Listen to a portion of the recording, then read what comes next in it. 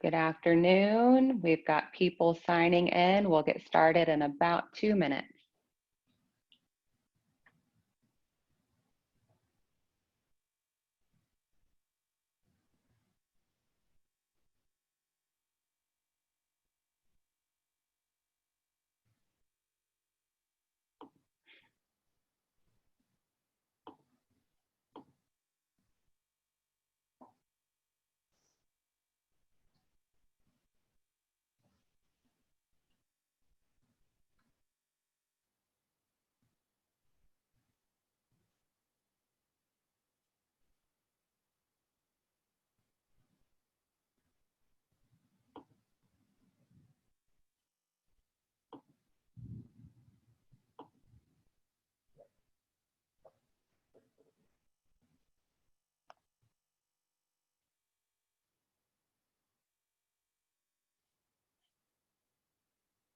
Okay, good afternoon, everyone. Looks like we've got several people joining us today. We are ready to go ahead and get started here just a minute after 2. So glad you could join us. Hopefully you're getting to appreciate some cooler temperatures and maybe a little bit of rain wherever you are joining us from today. We're going to be talking about some updates in Aware. My name is Terra Whedon. I am one of the new professional learning specialists with Eduphoria, and joining me this afternoon we have Jenny Streck and Jason Martinez, and we are very excited to go over some new updates with you all today. We will be recording this webinar, and after 24 hours, you will receive a recording via email. So just know that all of this information, a copy will be sent your way, and it will also be available on YouTube for you to access in the future as needed when you would like to go back over any of this information that is shared today. We do have a Q&A window that we would love for you to utilize while each of us is in the background. We can answer your questions pretty quickly, bring them up to everyone's attention if necessary, and make sure that we are all on the same page and getting your questions answered promptly. If you have any questions following today's webinar, you can always contact us at training@eduphoria.net or support@eduphoria.net, and someone will respond to some more individual questions that you might have. So we do ask that that Q&A window be used for things pertinent to today's topic. So here's what we will be going over today. We'll be going over the new Enter Answers feature. So Enter Answers has been available to you in Aware for quite some time, but it's recently been updated. So we will go over that new formatting and interface. We will also be looking at the teacher editing data views, which is relatively new. Some of you might have experienced it already, still pretty new to some of our users.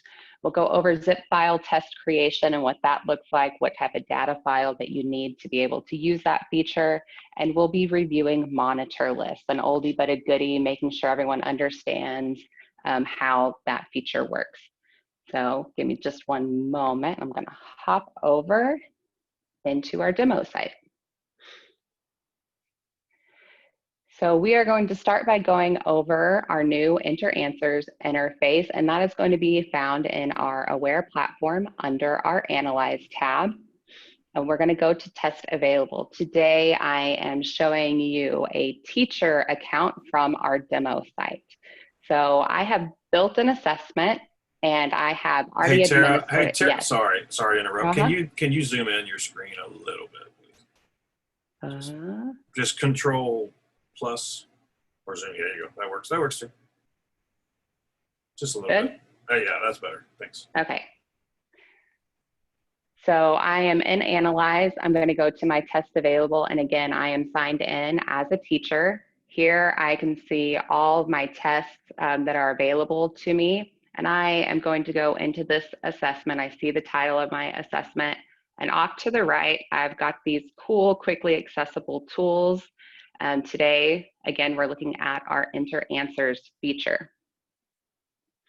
So once I click there, I can select my different class periods. I am going to just look at my first period students first. So As I've gone through the day, I've administered this assessment to first period. This is the new interface you will see. It's much cleaner, very direct, but it might be a little overwhelming the first time you check this out.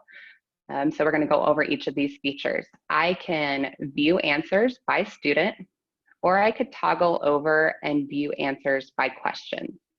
I can search for my individual students here, and I can even toggle back to either see the first name or last name to organize my student list. I'm going to click last name because that's probably how my gradebook and other resources have my students sorted. And here I have my list of students for my first period class. We can see right now that I have 0 unscored responses. It's later in the day. I've already gone through and cleaned up my first period class, so nothing is missing for them right now. If you're ever on this page and you're confused, not sure where to start, you have some quick access to our help articles that can guide you and answer many of your questions. Jenny has done a wonderful job making us a great article that walks you through these steps. So you can pause a video, you can go through with screenshots of each individual step that you could go through here. I'm going to jump into constructed response over here. No, I'm not. I'm going to show you that in a minute on a different class period. So we're going to bump out and go to a different class period now. So again, when I'm on my test available, I find the test I want and go over to my enter answers. So we're going to see this step again. Now I want to look at my third period class. Something that you might immediately notice is different is on my list of students, some of them have this little bell off to the side. What this is telling me is they have not been scored yet, and it's likely because when they submitted, they had some unanswered questions. So I'm going to go and click here on my unscored only. Now I only see those 5 students that it is flagging me. I need to draw my attention to their answers. So I'm going to look at my 5 students, and I can see for my first student, they're missing their numerical response. So they're missing item 5. I'm going to go ahead. I've got their test in front of me. I'm going to go ahead and plug in their response. And now here at the bottom right, I can click score student. Another way I could view this, so I'm going to clear my filters, I've filtered down to that student, is I could look by questions that are missing a response. So now I see those 4 students, since I just scored one of them, that are unscored, they're all missing the same item. So I can quickly review what they've given me, plug in their answers.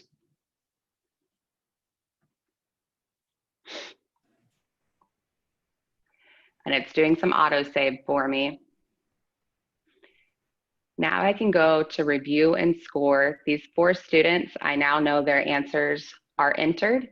I can select all of them, one of them, however many are necessary, and I can score for these selected students. Now I can see that my entire class has their questions submitted. Those of you that have asked, I'm sorry to interrupt, those of you that have asked some questions in the chat, if you could please use the Q&A. We don't really usually monitor that chat as we have our Q&A windows open all the time. Those are in the background. So if you have questions, please use the Q&A box. That way we can respond to them via text to you directly, or if it's something we need to bring up to the entire crowd, we can. But some of you might be asking something very specific. And so if you could use the Q&A, we'll try to answer there. Thanks. Sorry to interrupt, Terra. Go ahead. No, that's all right. Thank you very much for addressing that, Jason. So we're going to look at one more class period. And part of the reason why I'm breaking this up by class period is throughout the day, if you are live with students, you might have first period done because you had second period conference. Notice I don't have a second period class. Then while my fourth period kiddos are testing, I might be cleaning up third period. So that's kind of what is happening now. I am in my fourth period. I've got students actually live taking the assessment right now. I can go into my constructed response and I see students have actually submitted some information. I'm missing one response from our Miss Elizabeth right now, but over here is where I would go to score my constructed response. So students had to generate a response here. I've got these two little buttons here. For any of my questions, I can preview the question. I just made a quick test key for this, so I don't have actual information here. But this one is nice. I can bring up my scoring guide. So I have a little rubric for this open-ended response that I need to score, so I can have that readily available to me while I am here in my Enter Answers interface, and I can quickly put in scores for my student. So we'll say right now, Elizabeth has nothing in, so she has a blank response. And we have some good responses from our other students. And so now that is entered. If I want to see if Elizabeth has anything else that's missing, because I see that this one is done, I can clear my filters. I can look at any questions missing a response, and I can see that the same student is popping up on each of my questions. I could also click on her name individually, and I can see these red flags here. Each of these items has not been responded to by this student. So I know this student might still be actively taking this assessment, and I probably don't want to score them yet, especially if this is a situation, maybe we're still actively in fourth period. I definitely want to check and make sure that the student is still working and that I don't score things too soon.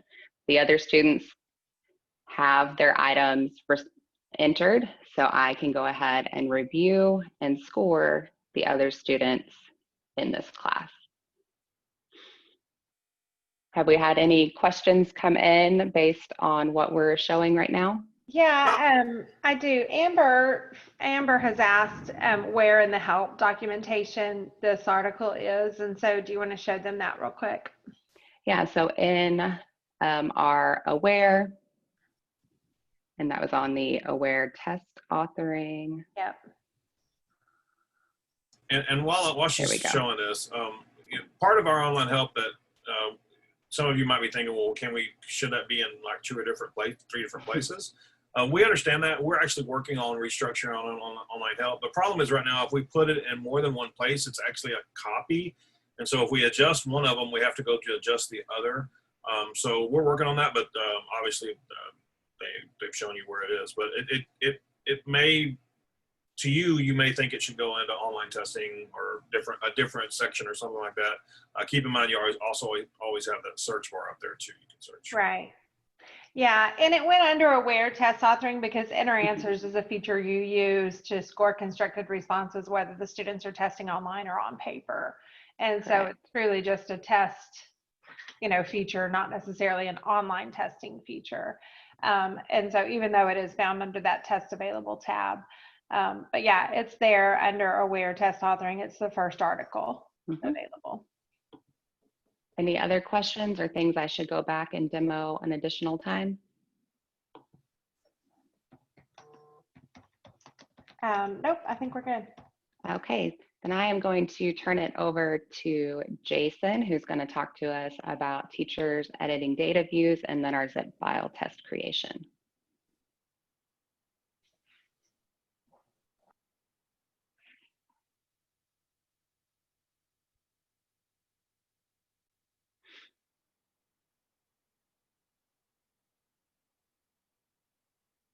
Jason, did we lose you?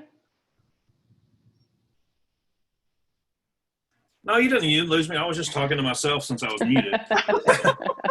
we're all three of us are experiencing like different phases of the same storm, and so we're all worried about losing our internet at this point. Paige is laughing at me right now. Very hard.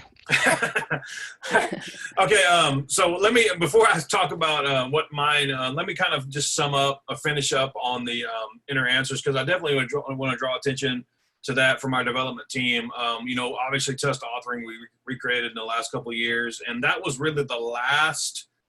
Enter Answers was kind of the last of the old interface of testing, test creation, and so obviously we were able to address. You notice you didn't have to click save after every single student. We addressed some our developers, not we. Our developers addressed some pain points, but then also added a lot of functionality in there too. So I hope that some of you on there that are longtime users were seeing and hopefully probably applauding some of the additional things. Obviously, there is more to it, and so that's why We had Terra do a great job of explaining things there because there is more to it, but that added functionality and in the new interface, I think is really elegant and nice. Okay, so let's talk about teacher editing. We did a webinar on this a month or two ago specifically, but thought we, now that school is kind of starting for everyone, test data will start coming in for everyone. We thought it would be just a good idea to quickly go back over teacher editing.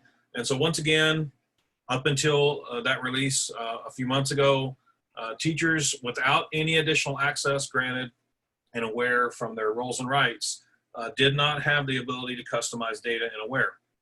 Now they do, but it is a choice that the district has to make to enable that for teachers or not. So if you're a data administrator in Aware, on your Analyze tab, you have a button called Configuration Options where it does several things.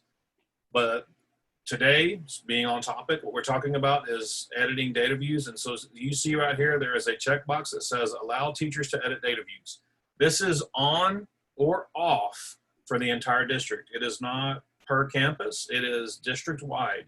And the default, if you have not gone to that, any of you people out there that are data administrators, it was off. So we added it in there as an option a couple of months ago, but if you have not gone in and touched it, your teachers still do not have the edit data views. We wanted to give you the option so that you could obviously send our online help articles or whatever to them as you turn it on.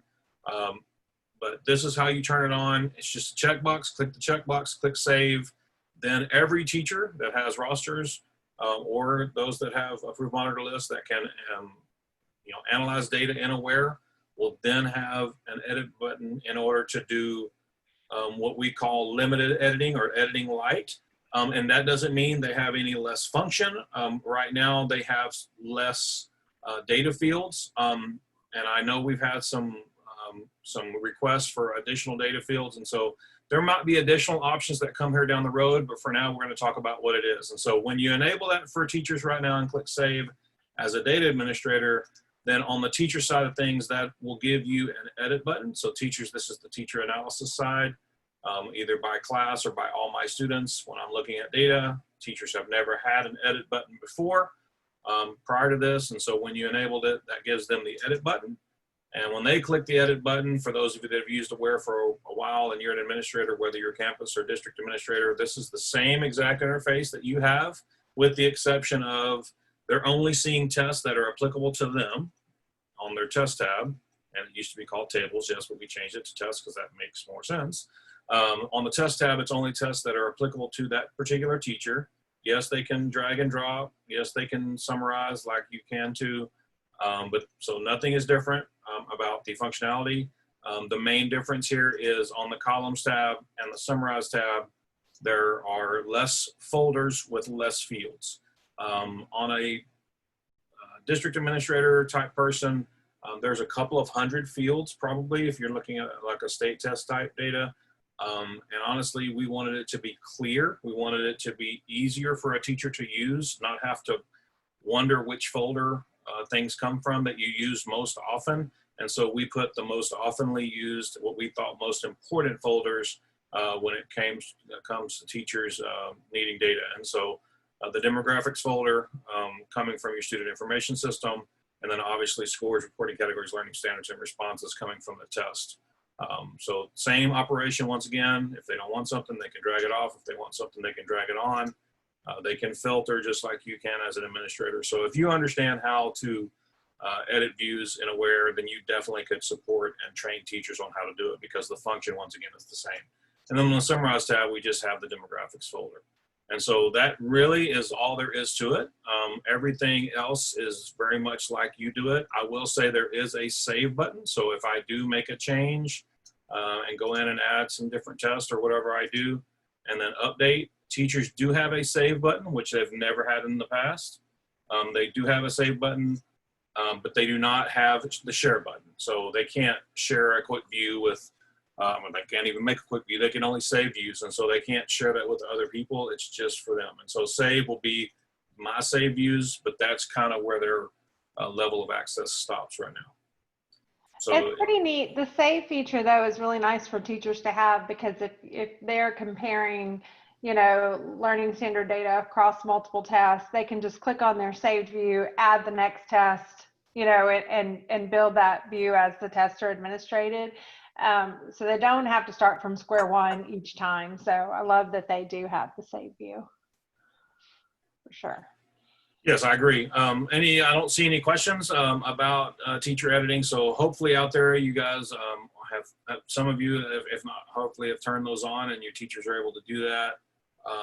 If you need any guidance or whatever, obviously you can kind of reach out to and talk to us. It doesn't really impact teachers other than they don't see anything other than the edit button. So if you turn it on, those trailblazers out there, they're going to try it. But it's not going to impact the interface other than there's an edit button. So that's all they're going to see. There's a little save disk. That's all they're going to see. It doesn't change how they do anything. So there's really no danger other than you might get some questions about it, but it definitely gives the teachers the ability to bring in more than one test to do the kinds of data analysis that they've always wanted to do. So please consider making that change if you haven't. There is a help article available on it. Absolutely. Well. Yeah. Absolutely. Yeah. And like I said, this is the second time we've mentioned it. We did a particular webinar on it completely a while back as well. So yeah, plenty of help out there for you. All right. The next thing we're going to talk about is the ability to import a zip file in order to create a test. And let me caution before people start getting overly excited and say, oh my gosh, I can import my test from a Microsoft Word document or a PDF. No, that's not right. So this create a new test from zip was specifically created for exam view file types. So you see right here, exam view. Now, it's automatically making me choose the file. But this file type is this web CT CE 4 to 6, whatever. This is what it's typed. So theoretically, if you were to have a different system out there, a different test creation, question creation system out there that could export this type of file format, theoretically you could use that. My understanding is exam view is kind of this created file type, and so that's why it's there. And so then it's just go in to exam view, and I don't know exam view, but you export it in this file type, and then it just becomes a zip file, and then you go and choose the zip file, and you open it, and it just processes that zip file, and it creates the test for you. Now, this is a test that we used in our online help for kind of a wellness check for students. We partnered with one of our friends at a district that had exam view, and I'm just going to quickly go in here and select some stuff without paying much attention, just to get through the wizard here. But you'll notice that, this test wasn't already made. This went from the beginning, and so you'll see that it's going to come up, and these questions were actually created in exam view, but it imported the questions into my test already ready to take. So if you have exam view out there, and I know a lot of math and science teachers over the years have used exam view, and there's a test created in there, in place of having to go in and actually recreate the test from scratch in Aware, you can export it to that particular file type, and then go in and import it, and then your test is created for you right there automatically. And once again, that's right here, create a new test from zip file. And if you were to click this learn more about supported file formats, it directs you straight to our online help document that talks about exactly what that is. And it says in exam view, you export these are the 5 types of options you can export. And it's that last one, that web CT is the last one you choose. And it really just creates that zip file, and then you import that zip file. There really doesn't have to be any work done from that. I thought we had a question pop in about importing like a map data. This is not importing data. Yeah. That's obviously, talking about importing test files, which we do support, on the map data. So uploading test files, the ones we support are right here on the, they're all listed right here under click here. So if you go to upload test files, if you're a data administrator and click here, it'll show you the ones that we currently support from an import. We've given the test somewhere else, It's a different type test, and we want to import it. These are our static importers that you just go in and run a particular export or report and then import them. Obviously STAR and things like that in there too, SAT, ACT, those kinds of things. But we also have a custom import tool as well for things that aren't in the list if you're doing a test somewhere else. And you can always contact our support team and or our team to get those things looked at as well. But that's importing data. What we were focused on here with ExamView was actually importing the test in order to give the test in Aware. Jason, they submitted again, the map analysis question was actually back on the teacher edit views as an option to pull in that right. data. Right. Yeah, like I said, we've already heard a lot of feedback on teacher editing. Let me go back to my teacher count. And so what's being referenced there is when you click on a different test, so like for example, map, and you click edit, as an administrator, it's going to create you a different folder called map. Or let's say you did a different test, something else. When you cut in a custom import test, it's going to have a folder there. And so honestly, that was just an oversight that we did not foresee, because it's not something we tested ourselves. We only use local assessment data created in Aware. We only use STAR-like data created in Aware to think about which fields.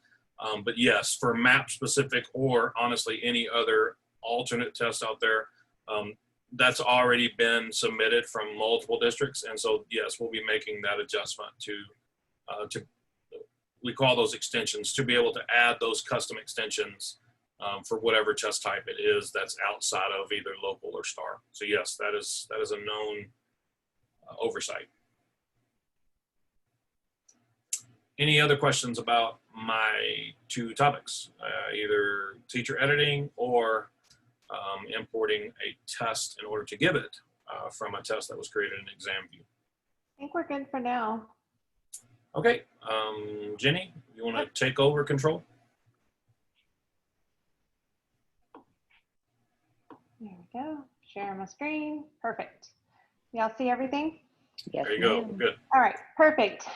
So we were kind of prompted to do or add monitor list to this webinar again, because we've seen several tickets come in through support, and there's a little confusion about why people can see the Aware, Aware option when they log into Eduphoria, and they used to not be able to. And so I kind of wanted to go like start to finish what that looks like for any user, regardless of what campus they're on. If you're in a district who has an Aware license and you have an Eduphoria account, you can now see the Aware icon when you log in. And so I want to kind of talk about why that is. And so I'm just going to start from the very beginning. I'm going to create a new account.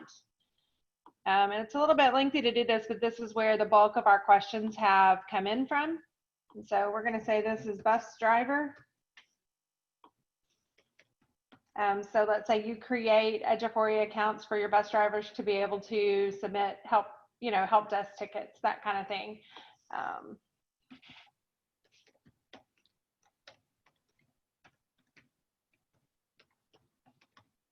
Here we go. You have an F in the driver. If you want. It's okay. Maybe copy and paste. Oh, that's okay. It doesn't really matter. Bus driver. Okay. Next. Finish. And so now I have this, bus driver account created. As you can see, I've entered no roles and rights. I've entered, I'm not assigned a campus other than, on that initial creation. I left it on Alabama. I wouldn't have to, though. It could be any account at all. If I go and I impersonate the bus driver, I can see that I have Aware right here as an option. And so when I click on Aware, the only thing they have is an item bank tab and a students tab. And this students tab right here is where that person could go in and create a monitor list.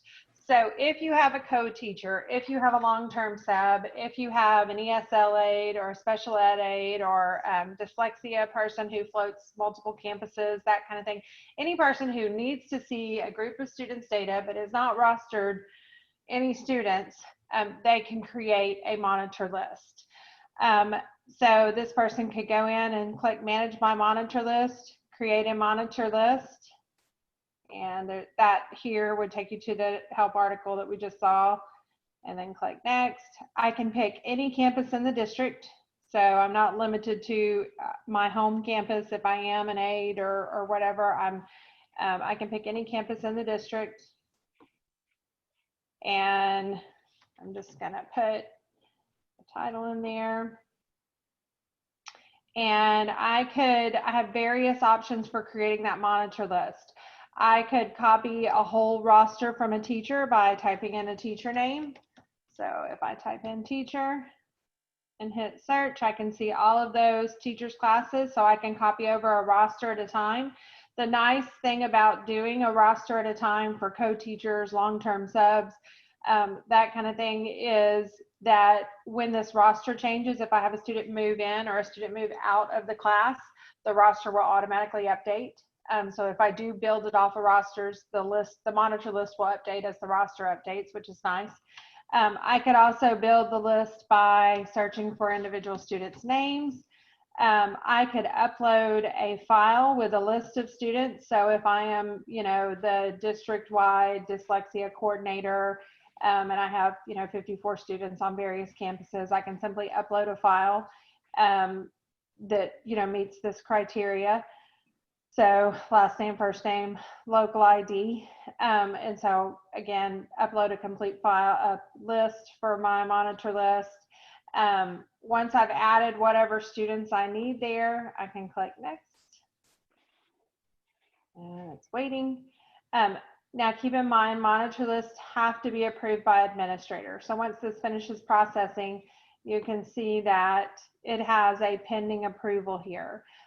So a bus driver could not see these students until an administrator approves it.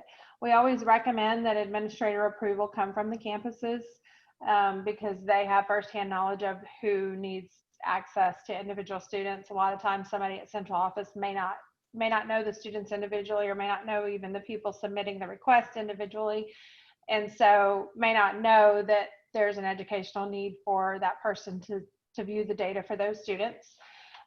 Once this list is approved, and I can go back in as an administrator, and I can approve bus driver's list. Once that's been approved, then bus driver actually can go into Aware, and they now have, you can see an Analyze tab, an Assessments tab, and they have basically access to Aware just like a teacher would, only this monitor list behaves like a class roster.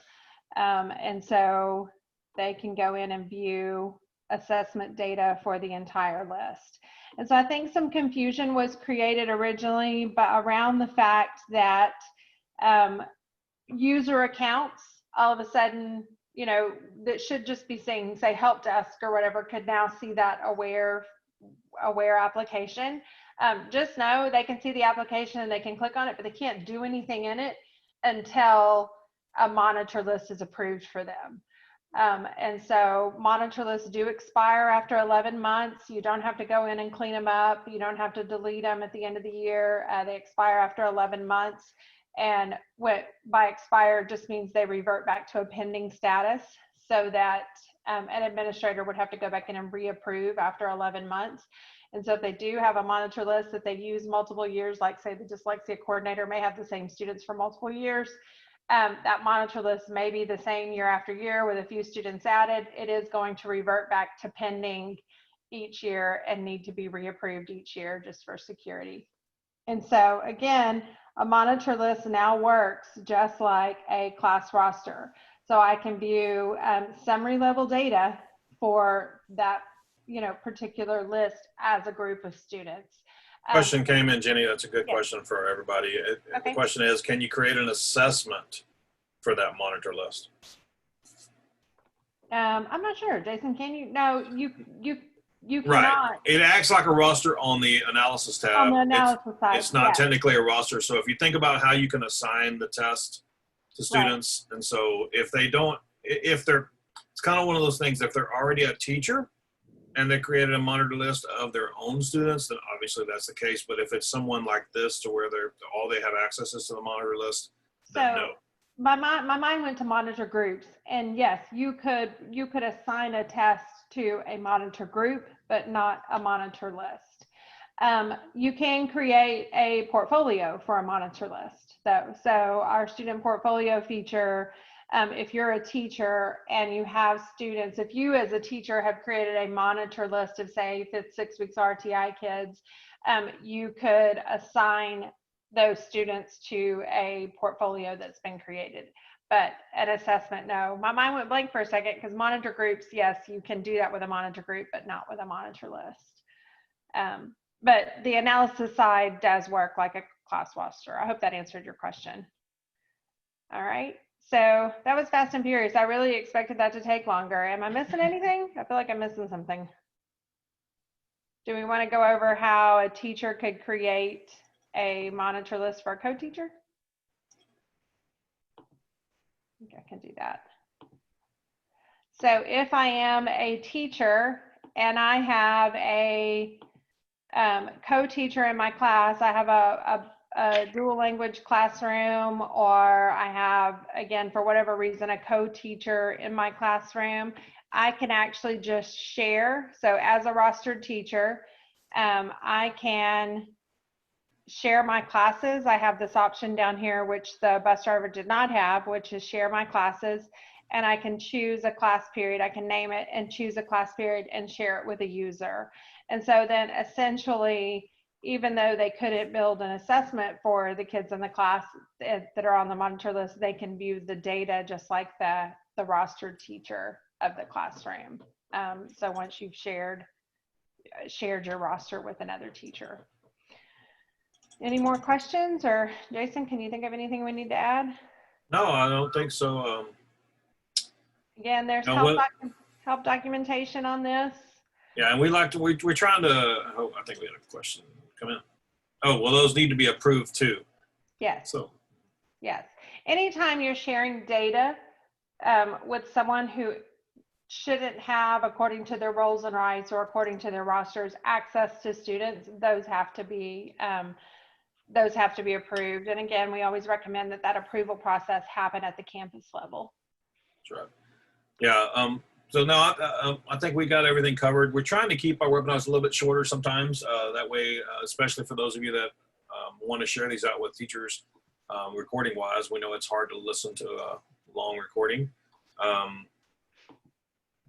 So when a teacher shares a class, will it auto update as the students move in and out of the class? So they can go back in and reshare, and it'll reshare the new students. But like Jenny said, any non-rostered or non-administrator, any new student. So like even if you make a monitor list and you add a new student to an existing monitor list, that new student will have to be approved. And so someone with at least campus level access would have to approve it, even if it's just updating a monitor list. Yep. I'm excited about the way monitor lists work. I think it's kind of like one of those little unsung heroes of the software. And I think once people start to use them, they'll really like gather the benefit of them. I think back when I was a teacher, being able to create a monitor list of what we call, I hate the term, but bubble kids, those kids who you're kind of questioning their performance all year long and their growth, and just to be able to monitor the data for those students alone as a group versus buried in their individual classrooms or buried in the group of all of my students, I think is key. And so again, I encourage you to train people in your district to use it, or if you're a teacher to kind of play around with that and use that as a feature. It's I think, again, an exciting feature that our product has that maybe gets underutilized a little bit. Yeah, before we close out, I'm going to jump back to the beginning of our time. When I went over Enter Answers with everyone, something key that I forgot to note is if you are in inventories, inventories still looks like the old interface that we used to have for all of our assessments. So if you are doing enter answers for an inventory, your teachers will still see the old interface. It won't look like what we looked at today. It will look as you are used to it looking before this new update. So I just wanted to make that quick note. If you see that old interface, it's because you are using a student inventory, which is a much less frequent use for everyone. But I wanted to make sure to note that before we finalize things today. Any other questions to address before we go into our wrap up? Nope, I think we're good. Okay, so guys, before we leave today, we wanted to share some exciting news with you all. This October, we will be hosting our first Education Leadership Conference, and it is going to be all virtual, so unlimited access for you guys. Here's a brief overview. We're going to be focusing on best practices that are relevant to you at this time. We'll have two strands, one on assessment literacy and one on educator growth. So you can see some of the topics. We've got 12 educators that are experienced presenters that will be bringing you lots of relevant information. We'll have master classes, some round tables so that you can engage with others outside of your direct community. We'll have a panel to go over information at the end of the day. And you will have access to all information. So one of the great benefits of being a virtual conference is you're not limited to whatever room you make it to that hour. At the end of the conference, you will have access to every minute of content that was provided. Make sure that you guys were aware of this upcoming opportunity and give you a chance to get registered and start checking out what's scheduled for this wonderful event. We're very excited and very anxious to host you guys in this platform and share with you some wonderful learning opportunities. So with that, we thank you for joining us today. So glad to have your time. If you have any additional questions, feel free to email us at training@eduphoria.net or support@eduphoria.net. We hope you all have a great rest of your afternoon.